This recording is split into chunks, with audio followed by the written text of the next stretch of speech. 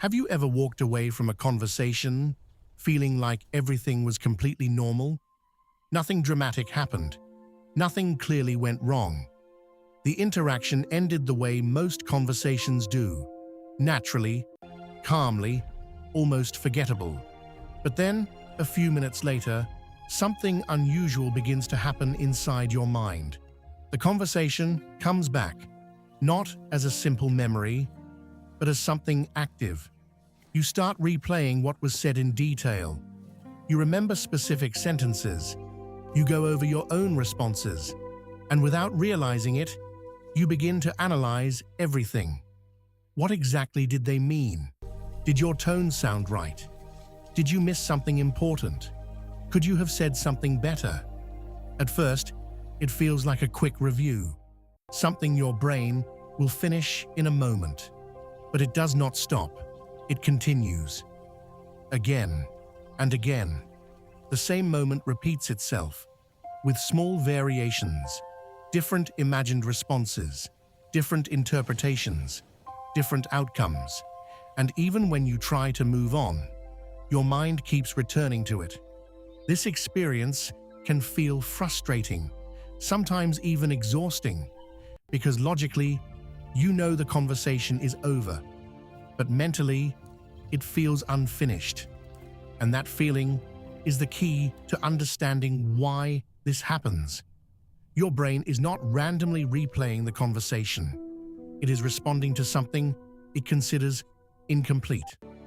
To understand this clearly, you need to understand how your brain processes social interactions. Human beings are deeply social by design. Your brain is constantly analyzing how you are perceived. Not occasionally, not sometimes, but continuously.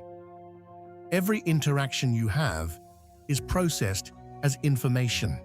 Information about your identity, your social position, your relationships, and your sense of belonging. Because of this, conversations are never just conversations. They are signals. Signals about how you are understood by others. Signals about whether you are accepted. Signals about whether you communicated what you intended. And when a signal feels unclear, your brain does not ignore it. It investigates it. That investigation is what you experience as replaying. Now here is where it becomes more precise. Your brain does not replay every conversation. It selects specific ones, the ones that contain uncertainty, the ones where something does not fully make sense.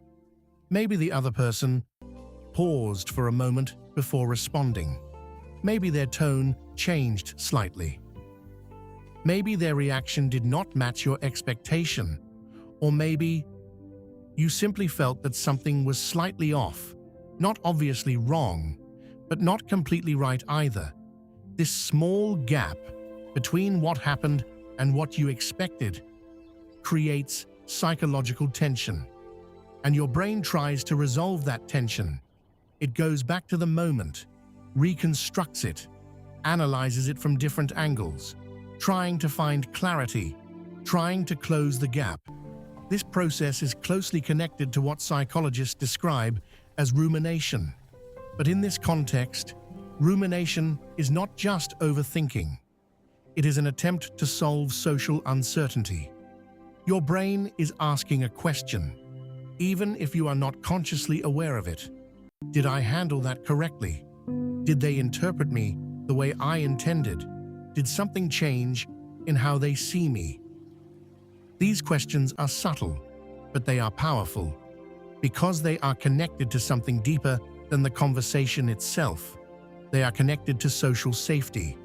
From an evolutionary perspective, being understood and accepted was essential.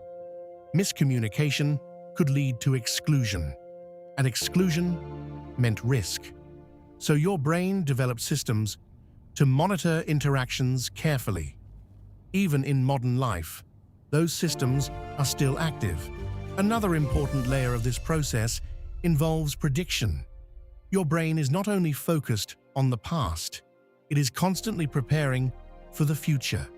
When it replays a conversation, it is also running simulations.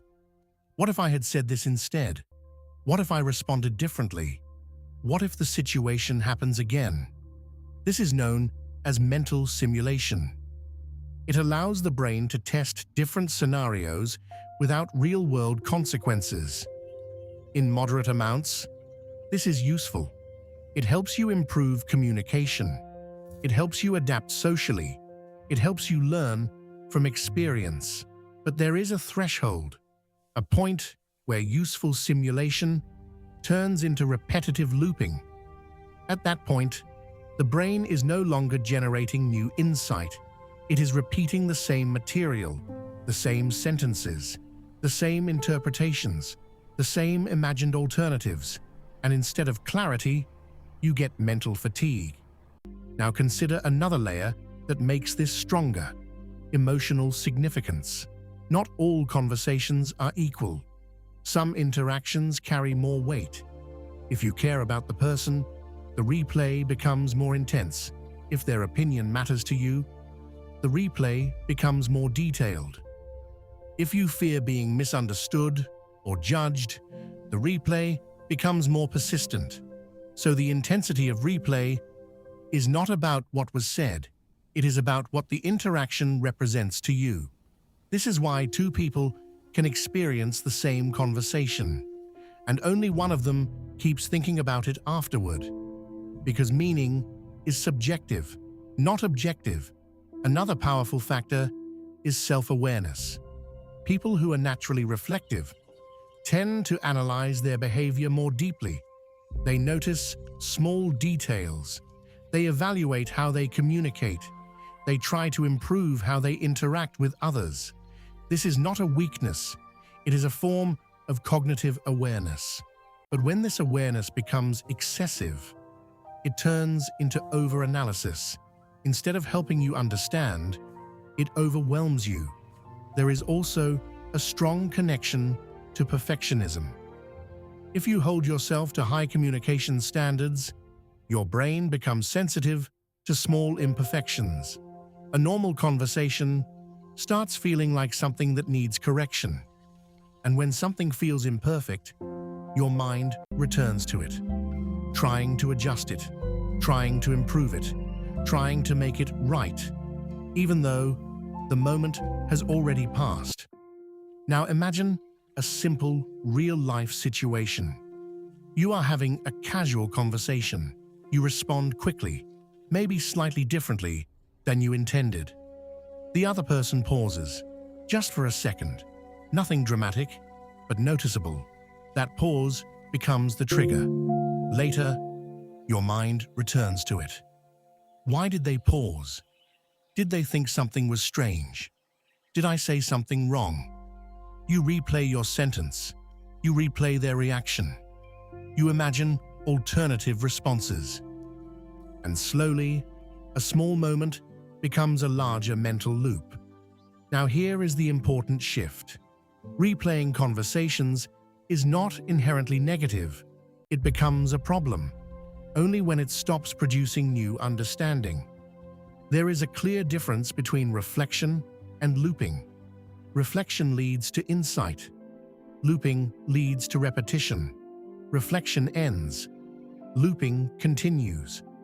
The moment you recognize that you are no longer learning anything new, you create a point of awareness. And awareness changes the process. Instead of staying inside the loop, you observe it. You notice the repetition. You notice the pattern. And that observation alone begins to weaken the cycle. Another important shift involves acceptance. Not every conversation needs to be perfect. Not every sentence needs to be optimized. Not every interaction needs detailed analysis. Most people are not analyzing you as deeply as you think. They are focused on themselves, their own words, their own impressions, which means the moment you are replaying may not even exist in their awareness anymore. Understanding this reduces pressure, and when pressure decreases, The brain stops treating the situation as high priority. Gradually, the replay slows down, the intensity fades, and eventually, the loop breaks. So if your mind replays conversations, it does not mean something is wrong. It means your brain is trying to understand something that felt important. But not everything that feels important requires repeated analysis. Sometimes, the most useful response is to allow the moment to remain in the past. There is another layer to this experience that most people never notice. It is the way your mind creates internal conversations that never actually happened. After replaying the original interaction, your brain starts generating new versions of it. You imagine saying something more precise, more confident, more clear. You imagine the other person responding differently, more positively, more understanding, more aligned with what you wanted. This is not just memory anymore. This is construction. Your brain is actively building alternative realities. And the reason it does this is because it is trying to regain a sense of control. In real conversations, you only get one chance to respond. There is no rewind button, no pause, no time to optimize every sentence. But in your mind, you have unlimited attempts. So your brain uses that space to try and fix what already happened. Now consider how this affects your emotional state. Each time you imagine a better version of the conversation, your brain creates a comparison between what actually happened and what could have happened. And that gap creates tension, because the imagined version often feels better, more accurate, more satisfying, more aligned with how you wish you had expressed yourself. But reality cannot be edited, so your brain keeps trying, again and again. Another powerful factor is something called cognitive dissonance. This happens when your actions do not fully match your internal expectations. For example, you see yourself as someone who communicates clearly, but in a specific moment, you feel like you didn't express yourself properly. That mismatch creates discomfort, and your brain tries to resolve that discomfort by going back to the moment, trying to understand it, trying to adjust it, trying to make it consistent with your identity. Now think about how subtle this process is. It is not loud, it is not obvious, but it is persistent. It keeps returning quietly until your brain feels that the inconsistency is resolved. There is also another layer that increases replay intensity. Timing. If a conversation happens quickly, without enough time to think, your brain processes it later instead. It continues the thinking process after the conversation ends, almost like the conversation was paused, and your brain is now finishing it in private. This is why fast conversations often replay more, because your brain did not have enough time to fully process them in real time. Now consider social pressure. In many situations, you are not fully relaxed during a conversation. You are thinking while speaking, monitoring while responding, balancing what you want to say with how it might be received.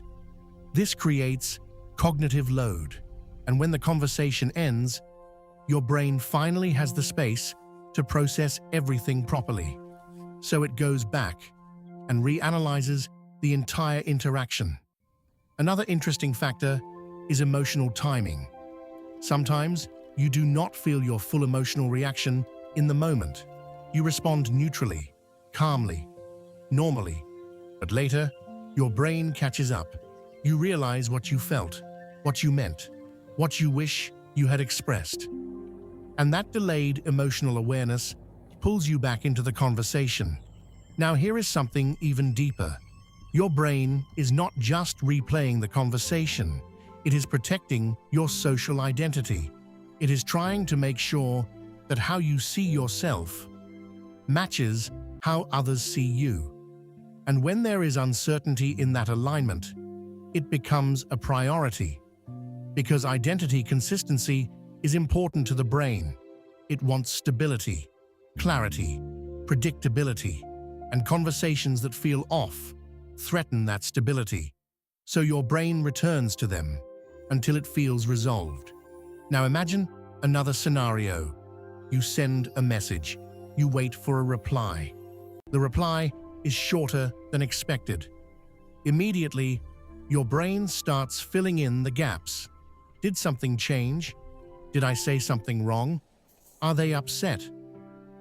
Even without clear evidence, your brain generates possibilities, and once those possibilities appear, the replay begins. This is how uncertainty expands. A small signal becomes multiple interpretations. Multiple interpretations become repeated thoughts, and repeated thoughts become a loop. Understanding this changes how you see the process, because now you can recognize what your brain is doing. It is not stuck, it is searching. But not every search leads to a useful answer. And once you recognize that, you gain control over where your attention goes. Because attention is what feeds the loop. The more you engage with the replay, the stronger it becomes. The less you engage, the faster it fades. So the goal is not to force your brain to stop. The goal is to stop feeding the loop with attention. And once that happens, the cycle naturally slows down, not corrected, not perfected, just accepted. Subscribe to Emotions and Decisions for deeper insights into human behavior, communication, and emotional patterns. Because when you understand how your mind works, you stop fighting it and start working with it.